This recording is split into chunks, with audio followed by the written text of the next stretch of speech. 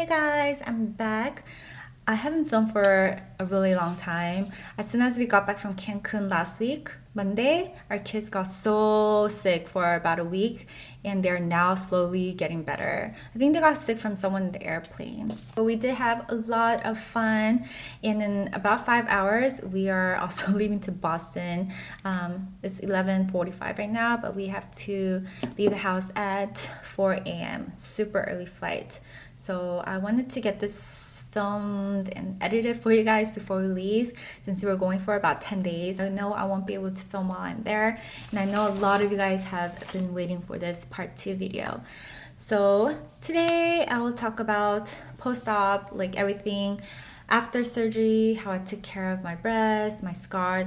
For those that are curious about the day of consultation, the type of implants, where I got it done and all that, I talked about that on part 1. So I will place that video link down below in the video info box. It's been about 5 months since I got it done. Wow, time flies. So it does feel a lot natural and looks more natural now. So on part 1, I ended it when I was staying overnight at the clinic. It was so nice. I had my own room, I had my own hospital bed, and Aiden had his own sofa bed too, so he slept right next to me.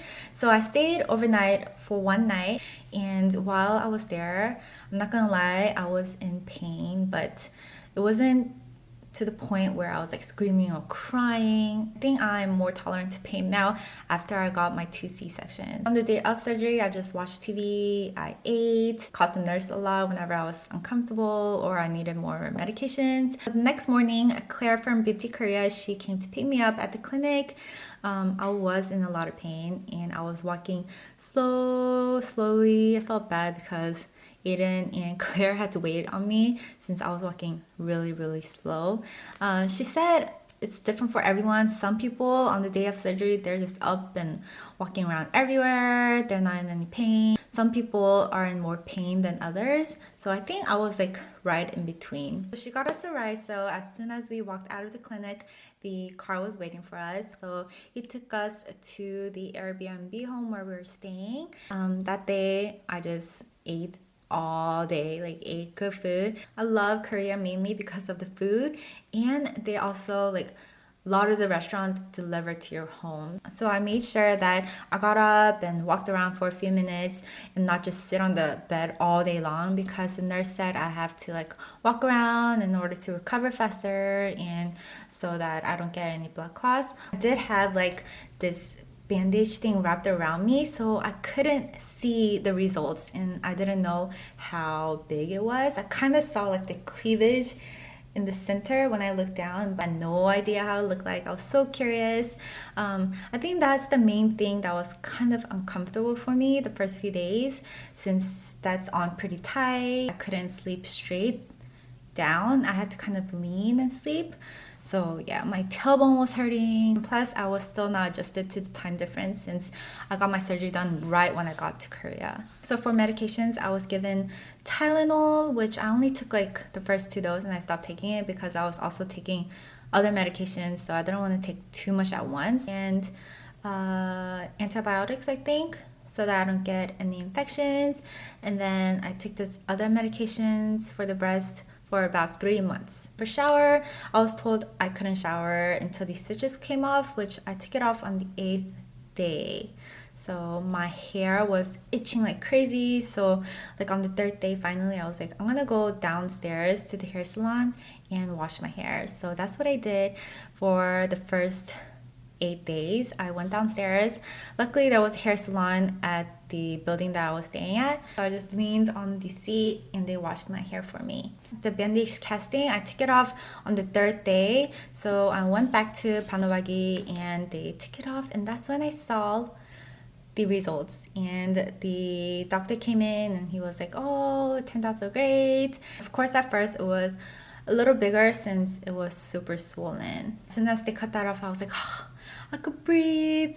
Everything was so much better. So for the stitches, I just had to put like this ointment thing on it and then put a sterile tape on top for the first 4 weeks. So the doctor told me to be extra careful, don't run into anything, don't let people run into you, and also not to hold anything heavy. Like I think it was up to 7 pounds. Both of my kids do weigh over 25 pounds, so luckily my mother-in-law was watching the kids at Ulsan for the first 14 days while I recovered. Overall, I am happy with the results.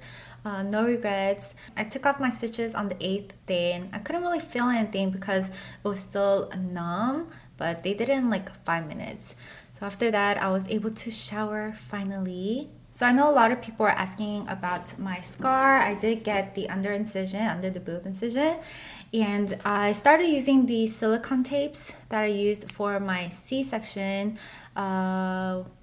starting 1 month after surgery, and I still use it. They said to use it for, I forgot how long.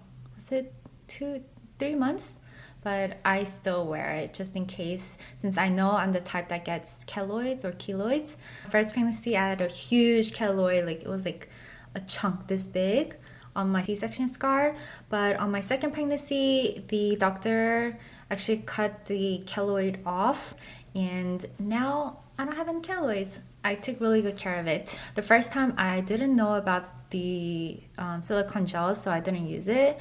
But the second time, Aiden was like researching about keloids, and he told me to start using the silicone tape. So I used the silicone tape for about 8 months after surgery. For my breast augmentation scar, I was really worried that I would get keloids, but I'm so glad I didn't. So the first 2 months, the scar was kind of pink, of course, because it's a new scar, and now it's white. I'm hoping it's just going to fade away. Before I came back to America, I stopped by the clinic to say bye to the staff and to the doctor, and I also wanted to get this after care treatment for the breast, so I did that, which only took like 20 minutes. So I wrote down some questions that a lot of people were asking me through emails, so I just wanted to answer that in this video as well. So number one, do you have to replace it?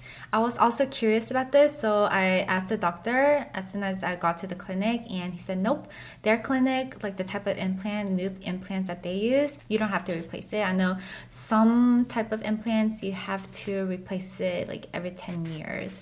Number two was also, do you have to massage it? Some of my friends that got it done years ago, they had to massage it, kind of like, you know, when you're breastfeeding, it's like hard and sore, so you have to kind of massage it to make it feel better. So I know my friends had to do that a long time ago, but I asked my doctor and they said the implants that they use doesn't require any massage. Number three, blood drainage pouch thing.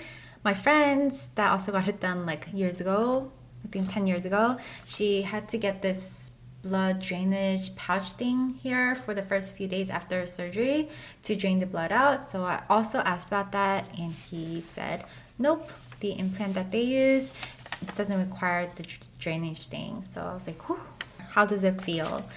Of course, the first few months, first 3 months, is still kind of hard and firm. For me, after the third month, it started getting softer and feels more natural now. The bottom of my breast was still numb for the first 2 months and just slowly started coming back. This one, left side, took longer. I think it's because I got more work done, like I removed my lumps and stuff. So that was pretty much all the things that I wanted to cover for this part 2 video. Hopefully I'm not forgetting anything. I'll show some pictures of Cancun now, or after I stop talking, so you can kind of see the results, how it looks now. I'm going to finish packing now since I have to catch a flight in 4 hours.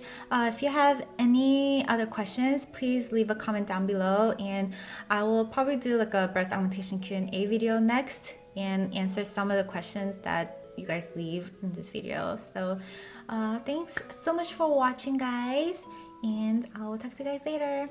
Bye!